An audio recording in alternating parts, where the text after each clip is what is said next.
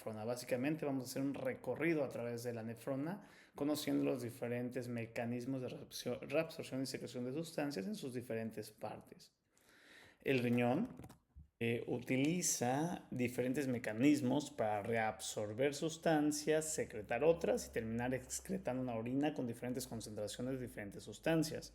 Y esto es fundamental por una adecuada homeostasis en el organismo, sobre todo cuando queremos eliminar las sustancias que son desechos metabólicos y queremos salvar o reabsorber también las sustancias que son indispensables para mantener una adecuada homeostasis en el cuerpo. Entonces vemos que la unidad anátomo-funcional del riñón es la nefrona, y un riñón tiene más de 1 millón de nefronas cada riñón. Entonces esta estructura microscópica forma lo que es la base del funcionamiento renal para poder llevar a cabo las funciones que de manera global logra hacer el riñón. Vemos que la nefrona en sus diferentes partes y también en su diferente localización, ya sea en la médula externa, en la médula interna o en la corteza, tiene diferentes funciones y reabsorbe o secreta diferentes nutrientes, solutos e incluso el agua. El primer paso es entonces identificar, como vemos en esta imagen, identificar las porciones de la nefrona.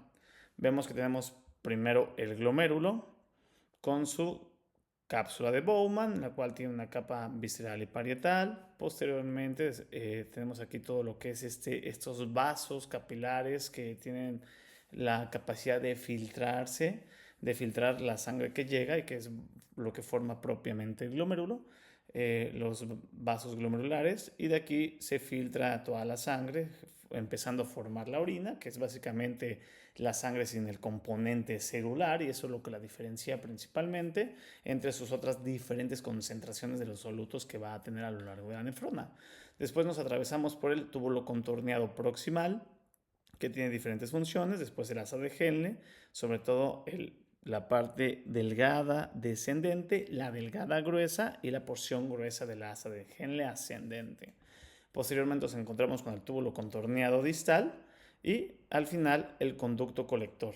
Esos conductos colectores terminan básicamente en los conductos de Regini, que son los que llegan a los cálices renales y posteriormente a la pelvis renal, y de allí a los ureteros y después a la vejiga y posterior para la excreción urinaria. Entonces, detallando precisamente lo que sucede en cada parte, en cada segmento de la nefrona, vamos a empezar a estudiar lo que sería la porción proximal de la nefrona, que es el túbulo contorneado proximal. Entonces, el túbulo contorneado proximal, vemos que aquí tiene diferentes mecanismos para la reabsorción y secreción de diferentes sustancias. Es importante empezar a hablar de la bomba sodio-potasio, ¿no? El prototipo del transporte activo primario en la fisiología es la bomba de sodio-potasio, porque lo tenemos, es mucho más comprendida, mucho más estudiada, porque también es muy utilizada en los mecanismos biológicos que requieren energía. Y lo vamos a ver aquí. Entonces, la bomba sodio-potasio, que requiere de la escisión del ATP, convertirlo en ADP, rompiendo el enlace de alta energía que libera 12.000 calorías, es la energía que hace el motor para que haga un cambio conformacional tridimensional en esta proteína, que tiene una forma pues tridimensional, si es que se ve microscópicamente, y ese cambio conformacional entonces hace que 3 moléculas de sodio se intercambien hacia afuera por 2 moléculas de potasio que van hacia adentro. Entonces, aquí como lo he etiquetado color rojo, que es transporte activo primario, requiere del ATP para que esto funcione. Entonces el sodio se puede reabsorber desde el túbulo hacia la sangre con únicamente las bombas, que es un transporte activo primario. Y el sodio se puede también reabsorber con muchas otras formas de transporte, como lo veremos más adelante. Entonces aquí vemos que la primera parte del túbulo contorneado proximal, que podría ser el segmento S1, en esa parte se reabsorbe gran cantidad de agua, sodio, cloro y glucosa. Vemos que aquí se absorbe hasta el 65% del agua, del 65% del sodio y el 90% de la glucosa. Y la glucosa se reabsorbe gracias a un cotransportador de sodio-glucosa que se llama SGLT. El SGLT hay diferentes subtipos y en el segmento S1, que es la porción más proximal del túbulo contorneado proximal, se encuentra el SGLT2, que es el responsable de la absorción del 90% de la glucosa que se filtra de la sangre hacia las nefronas. Y cuando se absorbe la glucosa junto con el sodio, después la glucosa que pasa hacia la sangre lo hace a través del transportador GLUT. Y el GLUT es simplemente un canal que por gradiente de concentración permite que la glucosa difunda hacia el exterior y entonces esto es un transporte facilitado o difusión facilitada. Entonces aquí vemos que el primer mecanismo es que la bomba funciona, el sodio se va hacia el intersticio, se genera un gradiente electroquímico, porque ahora la deficiencia de sodio aquí genera que mucho más sodio que viene del túbulo pase adentro de la célula y que la positividad que se perdió con la bomba, que termina sacando de forma neta cationes, entonces genere más negatividad dentro del potencial de membrana y entonces haya una carga electronegativa que atraiga cationes. Entonces el sodio es atraído tanto por gradiente de concentración como por la carga, que sería básicamente el gradiente electroquímico. En sodio puede entrar y se une a esta proteína, la SGLT2, y una vez que la molécula de glucosa también se adhiere, entonces genera un cambio conformacional que mete tanto a la glucosa como al sodio al interior de la célula. Y posteriormente ya la glucosa pasa a través del GLUT. Entonces el SGLT2 es un prototipo también de un transporte activo secundario, porque esto pasó gracias al gradiente que generó un transporte activo primario que fue la bomba. Posteriormente podemos encontrar otra proteína en la cual existe un cotransporte, es decir, que las dos moléculas se van hacia el mismo lado, de sodio y de aminoácidos. Esta proteína se llama LAT2, también existe TAT1 y son cotransportadores y forman parte de un transporte activo secundario porque la bomba de sodio-potasio generó el gradiente de concentración para que pasara el sodio y se acompañe de aminoácidos y es un transporte activo secundario. A lo largo del túbulo proximal, que vemos que hay una importante reabsorción de agua, podemos ver que las células de la nefrona están unidas entre ellas a través de las zónulas o zonas adherentes, ¿no? Las uniones estrechas. Las uniones estrechas permiten que las células se mantengan unidas la una con la otra. Y aquí existe esta posibilidad de que no hay tantas uniones estrechas, lo que permite que el agua pase adecuadamente de forma paracelular a través de ósmosis. A diferencia del túbulo contorneado distal y el conducto colector, que son prácticamente impermeables al agua, es porque las células de ese sitio son impermeables porque tienen tantas, pero tantas uniones adherentes que básicamente no permiten el paso del agua. Y como en la primera porción del túbulo contorneado proximal las células están adheridas pero por pocas uniones, entonces hay un adecuado paso del agua y es por eso que es el principal sitio de reabsorción del agua de forma pasiva por ósmosis, sin la necesidad de hormonas, que es básicamente la reabsorción del 65%. Y otro mecanismo del agua es que la ósmosis también pasa no solo de esta vía paracelular, que es entre las células, sino transcelular, que es a través de las células. Continuamos nuestro camino por lo que es el túbulo contorneado proximal y nos podemos encontrar que el cloro también es otro electrolito que se reabsorbe de manera importante aquí y podemos ver que existen tres mecanismos de reabsorción de sodio. Este que es junto con el agua puede ser, pero cuando el agua se reabsorbe mucho más que el soluto se concentra y después el gradiente de concentración hace que ese soluto, que en este caso es el cloro, pase a través de las células, un paso paracelular y es una difusión pasiva simple porque no requiere nada más que el gradiente de concentración. Hay otras moléculas que transportan, son canales iónicos para el cloro y lo transportan cuando hay un gradiente de concentración que lo favorece y entonces es una difusión pasiva facilitada. ¿Por qué? Porque facilita el paso del cloro a través de una proteína facilitadora. Y la otra es que también existen bombas que transportan desde la luz del túbulo hacia el intersticio y posteriormente la sangre al sodio y al cloro. Y entonces esto lo hace por el cambio de gradiente de concentración, principalmente del sodio, que es el que sucede por la bomba sodio-potasio, y entonces por eso son transportes activos secundarios y forma de cotransporte.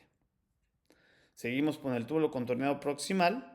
Y aquí encontramos, por ejemplo, que en el túbulo existen diferentes sustancias que se eliminan, es decir, se secretan de los capilares peritubulares hacia el intersticio, del intersticio hacia la luz y de la luz hacia la orina.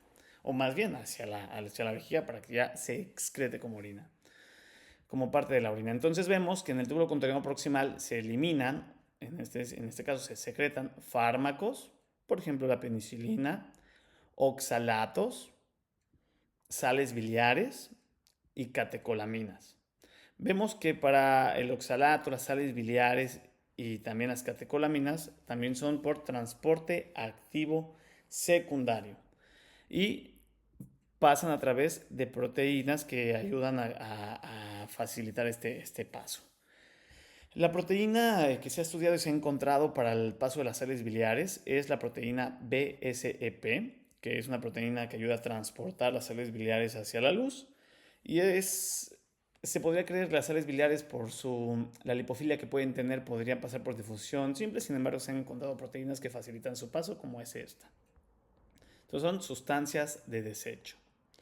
Aquí podemos encontrar algo de lo que sería el paso del urato. Por ejemplo, podríamos empezar viendo aquí el paso o la función de la bomba sodio-potasio. Saca sodio, genera un gradiente de concentración que tiende a regresar y lo hace con un cotransporte a través de la proteína NAT-C3-CT, porque es un cotransportador, con el alfa-cetoglutarato. El alfa-cetoglutarato en una concentración mayor dentro de la célula sale, o es decir, en este sitio se reabsorbe y se intercambia, es decir, es un contratransporte con el urato a través de la proteína OAT1 y la OAT3. Después, el urato que ingresó se concentra y puede salir a través de diferentes proteínas como la NPT y la ABCG. Estas proteínas entonces eliminan el urato. Vemos que las primeras dos proteínas funcionaron secundaria a la función de la bomba sodio, entonces son transportes activos secundarios, y las otras dos proteínas que ya sacan de la célula hacia la luz tubular el urato son por transporte o más bien difusión pasiva facilitada, porque se facilita y nada más se facilita ese gradiente de concentración que se hizo, la alta concentración de urato dentro de la célula. Pero esto ya no requirió completamente energía, ni secundaria ni primariamente. Algunas personas que tuvieran algún tipo de mutación en donde se dificulta la eliminación por afectación de la proteína ABCG o NPT1 podrían tener hiperuricemia entonces. Si continuamos el camino, podemos ver que ese urato que se secretó hacia el interior de la luz tubular se podría entonces reabsorber a través de estas otras proteínas, la OAT4, que reabsorbe urato intercambiándolo con aniones, o la URAT1, que igualmente reabsorbería urato intercambiándolo con aniones. Estos serían contratransportes y serían transportes activos secundarios. Vemos que una vez más, esta célula inicia su función con la bomba sodio-potasio, la cual sacaría el sodio hacia la luz hacia el intersticio, y ese cambio de concentración metería al sodio por gradiente de concentración desde el túbulo hacia dentro de la célula con un cotransporte con los aniones, que es el SMCT1 o SMCT2, que serían las proteínas. Se mete entonces el sodio y los aniones y ahora ya muchos aniones concentrados aquí tienden a salirse nuevamente hacia el túbulo en contratransporte con el urato y el urato nuevamente se vuelve a concentrar. Y en la membrana En la porción vasolateral de la membrana encontraríamos transportadores GLUT9L que transportarían el urato hacia el intersticio y posteriormente hacia la sangre de los capilares peritubulares. Entonces, mutaciones de los genes que codifican para las proteínas de estos transportadores que fueran positivas, es decir, mutaciones que incrementarían la función de las mismas, podrían generar hiperuricemia en un paciente. Y que son también el blanco farmacológico de diferentes medicamentos aprobados para el tratamiento de la hiperuricemia con gota. Podemos ver aquí, ejemplificado en el esquema, el transportador SGLT1, que es un transportador como el que vimos al principio, el SGLT2, que cotransporta sodio con glucosa como un transporte activo secundario.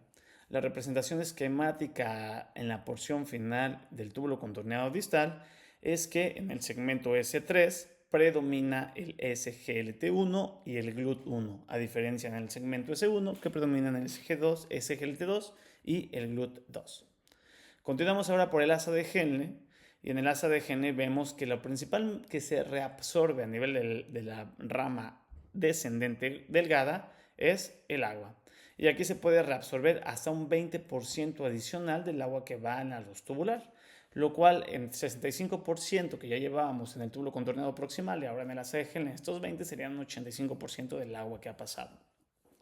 El mecanismo por el cual lo hace es por ósmosis y sus células son delgadas, tienen pocas uniones estrechas, pero un poquito más que en el túbulo contorneado proximal y eso es lo que le permite su permeabilidad al agua. A este nivel también se reabsorbe, pero de manera mínima, sodio y urea a través de difusión pasiva simple. Continuamos con nuestro viaje por el asa de Henle y nos encontramos en el asa ascendente delgada, que tiene una función muy similar a la previa, pero realmente el cambio histológico y fisiológico sucede en la porción gruesa del asa de Henle. Aquí encontramos esta célula en la cual, si lo empezamos a ubicar, funcionaría de la siguiente forma. Primero, la célula con su bomba sodio-potasio sacaría hacia el intersticio sodio, generaría ese gradiente electroquímico que atraería sodio nuevamente desde la luz del túbulo, pero aquí existe este transportador de una molécula de sodio con 2 de cloro y una de potasio. Entonces, este sodio se mete junto con cloro y el potasio y empiezan a incrementar aquí la concentración de potasio. La concentración de potasio se sale tanto a la luz como al intersticio a través de 2 canales que facilitan su paso. Y el cloro se sale hacia el intersticio a través de una proteína que facilita con una difusión pasiva facilitada, igual que el potasio, y el cloro lo hace hacia el intersticio. Todo el sodio que se concentró aquí dentro se sigue bombeando con la bomba sodio-potasio y también ese cambio de electronegatividad de gradiente atrae sodio desde el túbulo hacia dentro de la célula, pero lo intercambia con hidrogeniones y esto funciona como un transporte activo secundario en contratransporte. Si bien aquí se puede reabsorber sodio y eliminar hidrogeniones, la función principal para los trastornos ácido-base o regular el pH es una función más importante de las células principales e intercaladas que veremos en la porción del túbulo contorneado distal. Aquí lo importante o más relevante para la práctica clínica es que este canal que reabsorbe el potasio con 2-cloro y sodio a través de un transporte activo secundario, gracias al transporte activo primario que genera la bomba sodio-potasio, lo podemos bloquear para generar o incrementar la diuresis, inhibiendo el canal. Y aquí es donde actúan esencialmente los diuréticos de asa. Este cambio electroquímico generó una positividad mayor en el túbulo, en la luz del túbulo. Y entonces, para tratar de compensarlo, porque todo tiende a la electroneutralidad, entonces hay que pasar cationes hacia el intersticio para que se empiece a negativizar esa positividad que se encontró o que se logró. Y gracias a eso es que pueden difundir a través de una difusión pasiva simple por vía paracelular el magnesio y el calcio.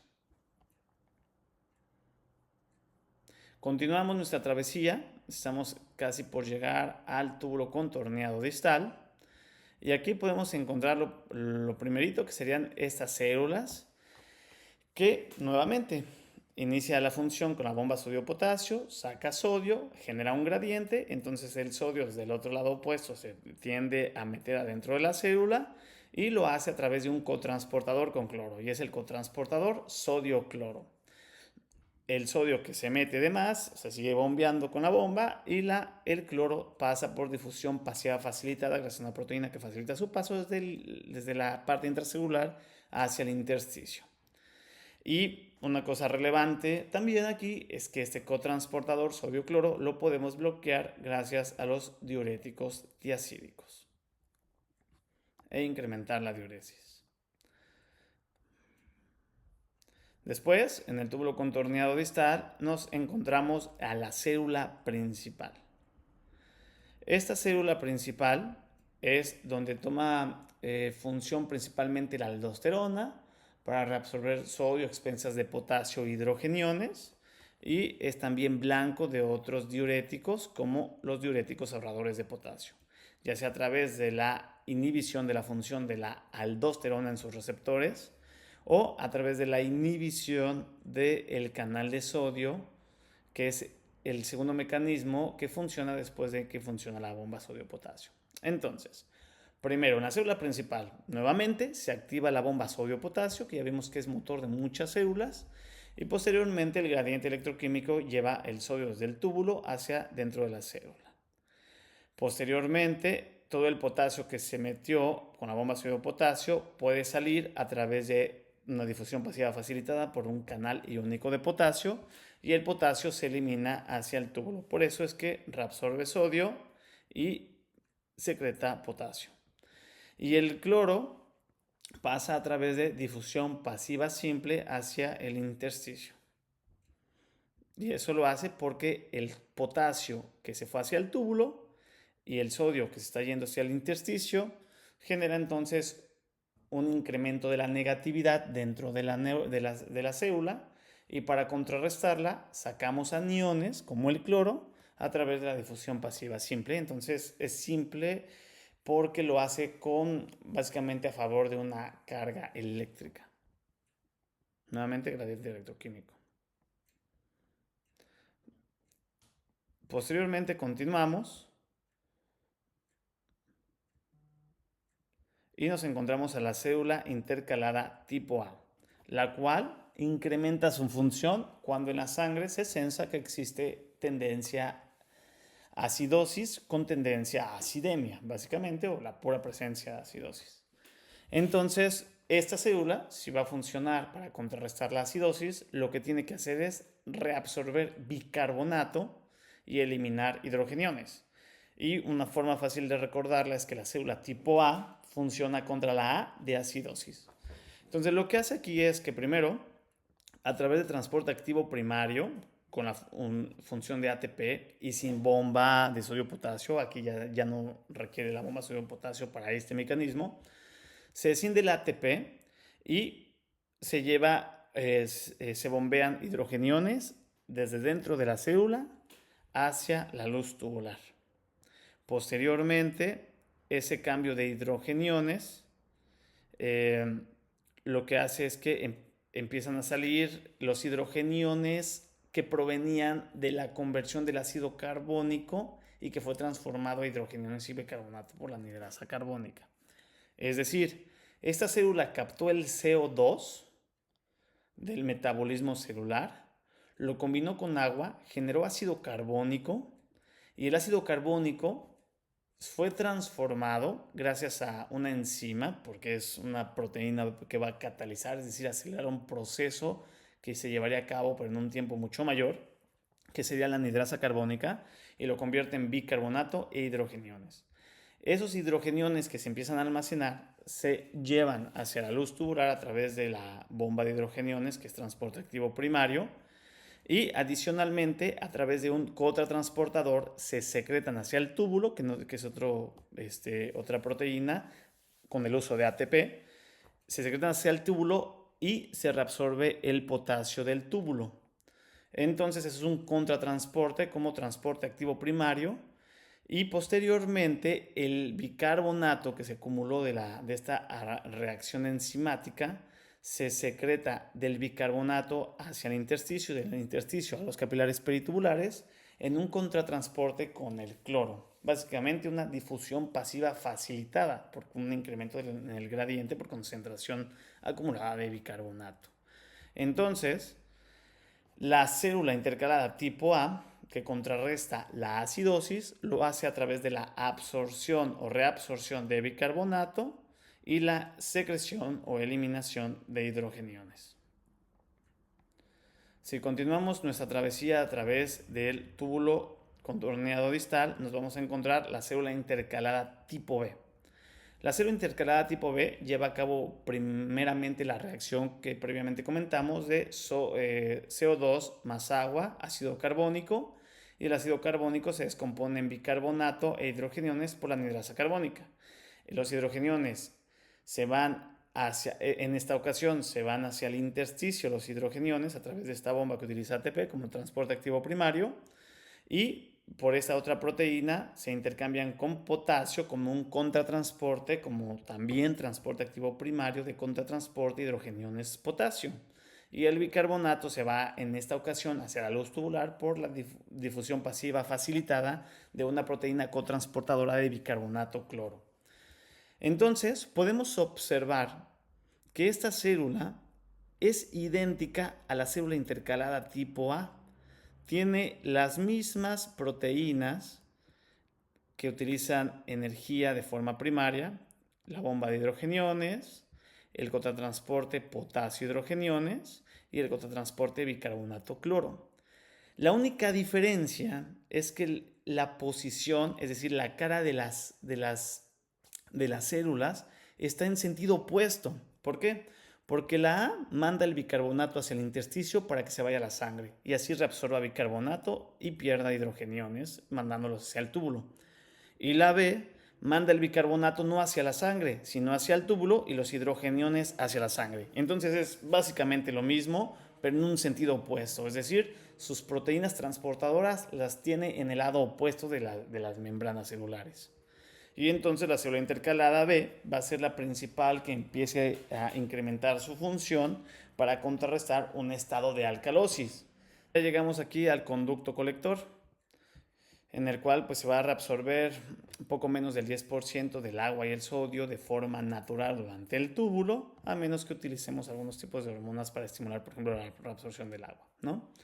Y aquí encontramos una célula que tiene los receptores B2, que son receptores de la hormona vasopresina.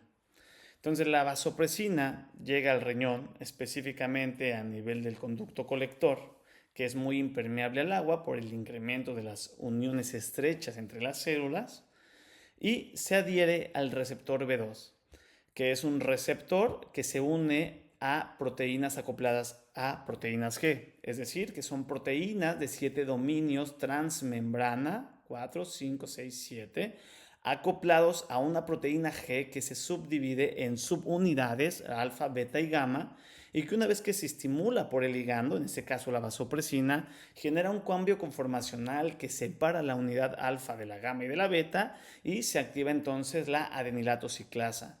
La adenilato ciclasa entonces lo que hace es escindir el ATP o más bien ciclarlo a través de generar un enlace adicional que lo cicle y genere AMP cíclico, escindirlo y ciclarlo. Entonces el monofosfato adenosina cíclico activa la proteína sinasa A, la cual fosforila diferentes proteínas para que las vesículas que contienen a la proteína acuoporina 2 se vayan hacia la membrana que se encuentra viendo hacia la luz tubular y la acuoporina 2 se active y se pueda reabsorber agua. Y entonces pasar a células en el túbulo colector que son impermeables al agua, pasarlas a ser muy permeables, reabsorbiendo activamente es decir, a través de un transporte activo primario, que es el llevar estas vesículas con la acuoporina y utilizar la acuoporina para meter el agua y así reabsorberlo hacia el intersticio y posteriormente a la sangre de los capilares peritubulares.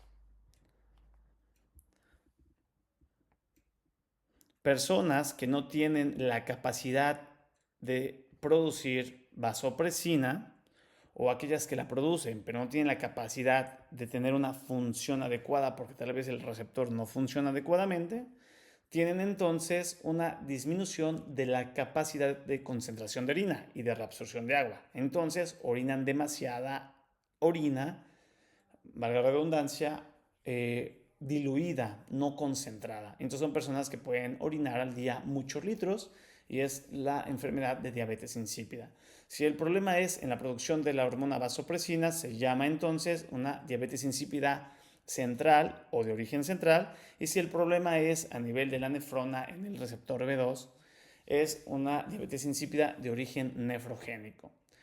Típicos pacientes que podemos ver que generan diabetes insípida de origen nefrogénico son aquellos que consumen litio, probablemente por alguna razón psiquiátrica que condiciona la necesidad del consumo de litio, que es totalmente tóxico justo para la porción cortical y la utilización de la función de la vasopresina.